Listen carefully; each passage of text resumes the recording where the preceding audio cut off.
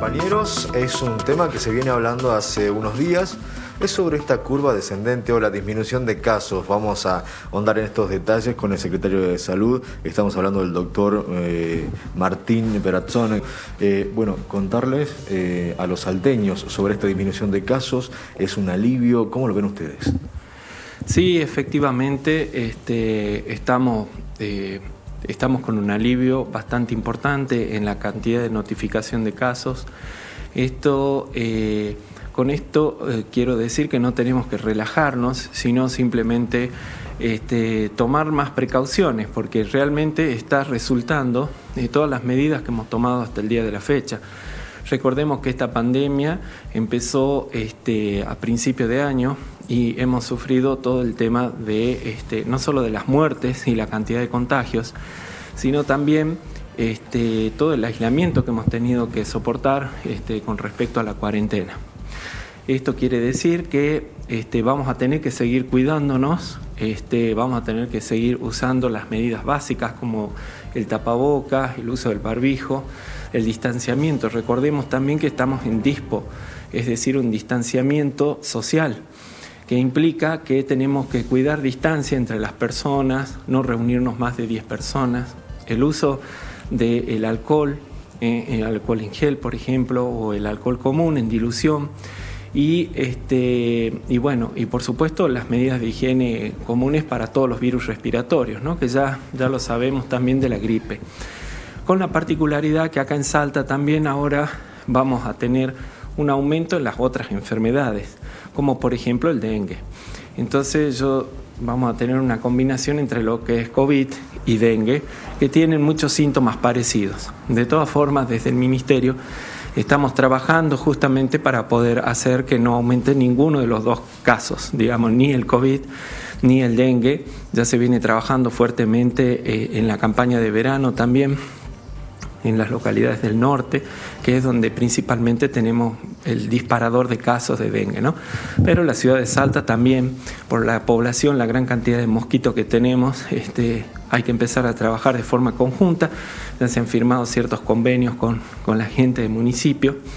Y bueno, es muy importante esto porque responde a lo que es la pandemia mundial, digamos así.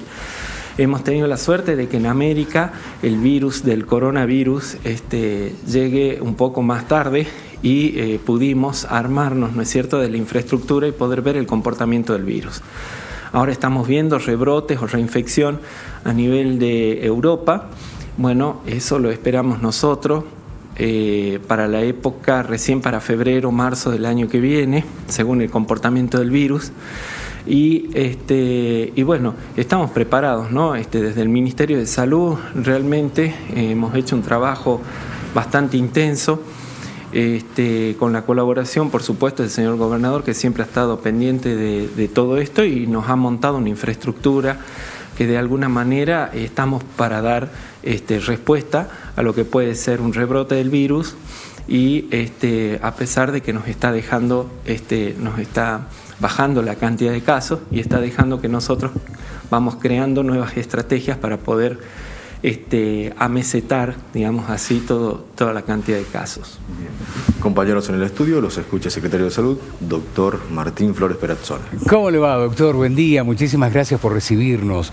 Usted recién hablaba, doctor, de la preparación que hemos tenido en esta parte del mundo. ¿Cómo se encuentra la ocupación hoy en el centro de convenciones, en la escuela detrás del Papa Francisco, en Barrio Solidaridad, la Carpa Naranja que está en el San Bernardo? Bien, con respecto al centro de convenciones, hasta el día de ayer teníamos 3 pacientes, de los cuales se estaban por dar de alta, uno de los pacientes estaba por salir de alta. De todas maneras, la disponibilidad de camas está siempre para la gente del interior y para pacientes moderados y que necesitan soporte de oxígeno.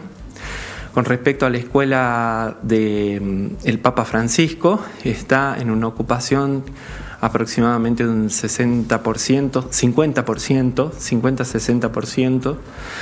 La escuela, recordemos que también es para pacientes moderados que necesitan un soporte de oxígeno y que generalmente son los que salen de la internación intensiva, es decir, de pacientes graves que están en el hospital con las terapias, no necesariamente con asistencia respiratoria mecánica, sino que por alguna situación tienen comorbilidades, por ejemplo, y hacen que reagudice sus enfermedades. Entonces, en un 50-60% la escuela, que depende del Hospital Papa Francisco. ¿Y qué otra cosa me preguntaste? La carpa naranja el hospital, ha disminuido la cantidad de casos. La carpa naranja, perfecto. La carpa naranja también está con un porcentaje de un 50% aproximadamente. Poco a poco, todos estos hospitales de la provincia están retomando las actividades. Nosotros la semana pasada, hace 2 semanas, hemos firmado una resolución ministerial donde lo que estamos haciendo es que la gente vuelva a la actividad poco a poco, con un proceso de planificación, digamos así, porque no hay que hacer que vuelvan todos de golpe, desde la parte administrativa y desde la parte, por supuesto, profesional. Y se ha ido incorporando la gente. Recordemos también que en los hospitales que hubo contagio, ¿no es cierto? Que hubo movimiento de gente. También tenemos licencias por COVID, que son el personal que todavía no ha llegado a trabajar al hospital, ¿no es cierto? Entonces, esto nos ha permitido volver a reordenarnos y planificar de nuevo todos los turnos para poder seguir con la actividad normalmente. Doctor, recuerdo la última vez que dialogábamos con usted, nos decía que se esperaba un posible rebrote para 2 semanas después del Día de la Madre. Finalmente entendemos que ese rebrote no ha llegado. ¿Se puede dar en las próximas semanas teniendo en cuenta la cantidad de habilitaciones que ya tenemos en toda la provincia? Sí, efectivamente. ¿Cómo es esto? Hay una cuestión que tiene que ver con el comportamiento del virus, que día a día lo estamos viendo, lo estamos estudiando. El tema de los rebrotes, cuando hablamos de un rebrote o de un pico, para hacerlo más gráfico, estamos hablando del tiempo el que el virus tiene para desarrollarse y para la curación. Supongamos que yo le decía, tenemos pacientes positivos que hay que entrar en UTI, el tiempo promedio en que un paciente ingresa a la UTI, es decir, a la unidad de terapia intensiva, va a ser aproximadamente 14 días, ¿se entiende? Porque es el tiempo en que el virus va a estar allí, salvo que el paciente muera, ¿se entiende? Claro. Entonces, en relación a esos tiempos es que calculamos que el virus, si ha tenido una gran apertura de la cuarentena, flexibilizada que hemos tenido en la provincia de Salta, porque realmente ha sido, hay que entender que es un poco insostenible cerrar todos los comercios, cerrar toda la actividad, es como complicado. Entonces el gobernador con mucha inteligencia ha hecho que esta cuarentena que esté flexibilizada y ha implementado esto de los DNI y todo eso, y se aumente la cantidad de gente, el flujo de gente, obviamente va a haber mayor posibilidad de contagio. Entonces, haciendo una proyección, digamos, después del Día de la Madre, era esperable que íbamos a encontrar mayor cantidad de casos. Esto, por suerte, ha sido bastante moderado. Hubo mayor cantidad de casos, pero moderado, de tal manera que no hemos sentido tan fuerte una elevación en la cantidad de contagios ni en la cantidad de mortalidad. De todas formas, cuando hablamos de rebrote o de reinfección, ya hablamos de una segunda parte del virus en donde vuelve a atacar agresivamente y se dan condiciones en la población que pueden estar abiertas para una elevación de la cantidad de mortalidad y la cantidad de infección, ¿se entiende? Como está pasando en Europa. en Europa ya tuvieron el virus, pero ahora hay un rebrote. Entonces, recordemos que también al principio pensábamos que era un virus estacional, ahora vemos que no, porque Europa está en una estación diferente a la que estamos nosotros. Estación, me refiero al medio ambiente, a cambiar de primavera a verano, ¿sí? O de otoño a invierno. Entonces, son varios factores que hay que analizar y vamos aprendiendo sobre la marcha. Después de este estrés sanitario que hubo durante los meses de agosto y septiembre, y con los números en la mano, doctor, ¿cree que el pico ya pasó?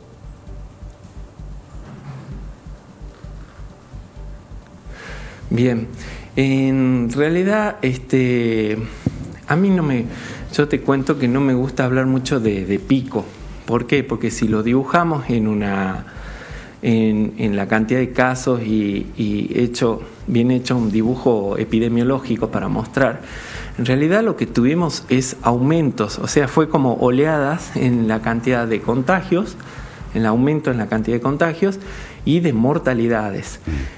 Yo te diría que estamos más bien amesetados. Amesetados quiere decir que está haciendo una constante, ¿no es cierto? No se dispara la cantidad de casos ni de mortalidades, porque siempre me gusta hablar de esto, porque realmente uno analiza y cuando ve los resultados de esto, cómo actuamos, cómo actuó salud al respecto de la pandemia, y lo tiene que leer lamentablemente desde las mortalidades. Es decir, ver cuánta gente se murió en esto. Si se murió mucha gente, mucha gente, es porque no se hizo nada. En cambio, si murió una cantidad esperada de gente, el sistema no está colapsado, sino que dio respuesta. Yo creo que la gran cantidad de casos ya pasaron, fue en el mes de septiembre, octubre, y hubo gran cantidad, que fue un momento bastante complicado porque teníamos que dar respuesta. Y fue estresante, la verdad que fue estresante porque en algunos lugares no se conseguían camas, había necesidad de respiradores, las derivaciones, la implementación de las carpas, que está muy bueno, uno puede instalar infraestructuras, pero hay que llenarlas con recurso humano capacitado. Entonces es como complejo. Yo creo que lo más feo, digamos así, ya lo pasamos. Bien. Doctor, y en cuanto a la vacuna, ¿qué precisiones tienen desde el Ministerio de Salud y cuándo estaría disponible ya para empezar a vacunar a los salteños? Bien, con respecto a la vacuna, ayer tuvimos una capacitación junto con el programa de inmunizaciones y todas las secretarías y subsecretarías, donde nos explicaron un poco, ya están trabajando desde principio de mes con cómo vamos a hacer el plan de vacunación.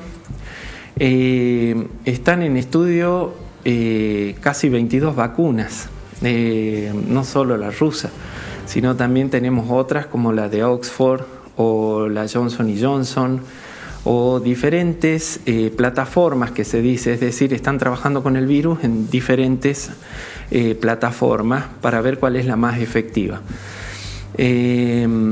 Hablar específicamente de cuándo vamos a empezar un plan de vacunación y a quién vamos a dar prioridad y todo eso, todavía es un poco precario en el sentido de que está la orden desde el Ministerio de Salud de la Nación, en comprometerse, como lo anunció el presidente, para poder en diciembre empezar a realizar esto. Pero imagínese usted con la cantidad de dosis que necesitamos y necesitamos seleccionar una vacuna que responda al respecto de la enfermedad. No vamos a hacer una inversión, vale decir, no vamos a hacer una inversión en vacunas que después no nos sirvan. Y ustedes me preguntarán, ¿y cómo es esto? La vacuna que va a servir es la que tenga comprobada la fase 3 de la vacuna. Existen varias fases, la fase 3 tiene que ver con la prueba de la vacuna y que no tenga efectos colaterales y que sea efectiva, que genere la mayor cantidad de anticuerpos posible. Esas vacunas todavía están en estudio. Vuelvo a repetir, hay fase 3 para acabarse más o menos en el mes de diciembre, de las que están como candidatas a comprar por nación. Pero a su vez hay que ver toda una logística, porque las vacunas, por ejemplo, tienen que conservarse a una temperatura frío. Y muchas de estas vacunas están a temperaturas bajo cero, es decir, conservarlas en un freezer. Entonces imagínese usted la complejidad que vamos a necesitar para poder hacer una logística y poder planificar qué día vamos a aplicar, cómo se va a aplicar. Aparte, muchas de ellas, de las 3 o 4 que están en estudio para aplicarse, para comprar por parte de Nación, son 2 dosis. ¿Sí? Yo recuerdo, a ver si mal no recuerdo, Johnson & Johnson es una sola dosis y tiene una temperatura que se puede conservar en heladera, que es lo que venimos haciendo con respecto al Plan Nacional de Vacunación, en donde son obligatorias para todos. Ustedes vieron, los agentes sanitarios la conservan en la heladera, hay que comprar termómetros, cuando salen a vacunar, los salen a vacunar con una conservadora. Es decir, es diferente el contexto de la vacuna COVID. Entonces hay que analizar varias aristas, esto tiene que ver con lo presupuestario también, y yo diría que por ahora nosotros estamos planificando, estamos listos, el programa de inmunizaciones está preparado ya, y estamos armando la parte de la logística, lo que refiere a lo que es la conservación de la vacuna, quién la transporta, cómo se transporta. Pero yo creo que recién para el año que viene vamos a tener, esta es una opinión personal, me hago cargo de esto, para el año que viene, hasta que no tengamos una decisión todavía de la compra, de la cantidad de dosis y de la vacuna específicamente que sea efectiva en su fase 3, yo creo que a principios del año que viene estaríamos empezando con la vacunación. Bien, doctor, nosotros como siempre le cuento en el programa, tenemos una encuesta en la jornada de hoy, le preguntamos a la gente cuál es su actitud frente al coronavirus. Le diría que son buenos resultados porque el 76% nos dice que se cuida como siempre, el 24% que se ha relajado un poco. ¿Esto ustedes también lo notan desde el Ministerio de Salud? Sí, claro que sí. Notamos que la gente se ha relajado bastante para nuestro gusto, porque esto no hay que bajar la guardia. Coronavirus, los elementos que tenemos son los que estamos utilizando, es decir, esto que dije al principio, el uso del tapaboca, el distanciamiento social, reuniones con no más de 10 personas, el tema de la limpieza, los ambientes ventilados, todo eso la gente se relajó. ¿Por qué? Porque está viendo que el virus de alguna manera también está tranquilo. Está tranquilo, pero no se fue. El virus del corona, el SARS-CoV-2, vino para quedarse. Es lo que nos pasó con la gripe. ¿Recuerdan ustedes que cuando inició el virus de la gripe, empezó todo complicadísimo, había muchos casos, había mortalidades? Entonces empezamos a cerrar cosas. Yo me acuerdo por aquel entonces cuando empezó el virus, yo estaba como gerente en un área operativa acá del Valle del Lerma y hubo que suspender actividades que eran importantes para la localidad, pero bueno, tuvimos que reunir y ver la relación entre el costo que íbamos a pagar abriendo esos eventos. Entonces, no hay que relajarse, hay que seguir en guardia. Si bien estamos mejor, porque venimos aplacando esto, recordemos de vuelta que estamos en DISPO, es decir, no en ASPO, en aislamiento no, pero en DISPO, que es el distanciamiento social. Hay que tratar de cumplir con todos los protocolos, de todo. Hay miles de protocolos. Ahora hay que cumplirlos. Están elaborados todos los protocolos. Ha sido un trabajo titánico el que hemos hecho en el Ministerio también, porque no solo se mandaban protocolos desde Nación y nosotros los teníamos que adaptar acá. Eso hay que destacar también el trabajo del COE y del COX, que han sido los que recabaron toda la información y que estaban en la elaboración, por ejemplo, el protocolo de cadáveres, el tratamiento de cadáveres con COVID positivo. Y ahora tenemos que ver el protocolo para poder enterrar a esos cadáveres, ¿se entiende? Entonces, ha sido un trabajo realmente titánico, como digo, maratónico y titánico. No hay que relajarse, hay que estar a la defensiva y cumplir con los protocolos y cuidarse uno. Si me cuido yo, cuido a toda la comunidad. El virus se transporta en los seres humanos, eso hay que tenerlo bien en claro.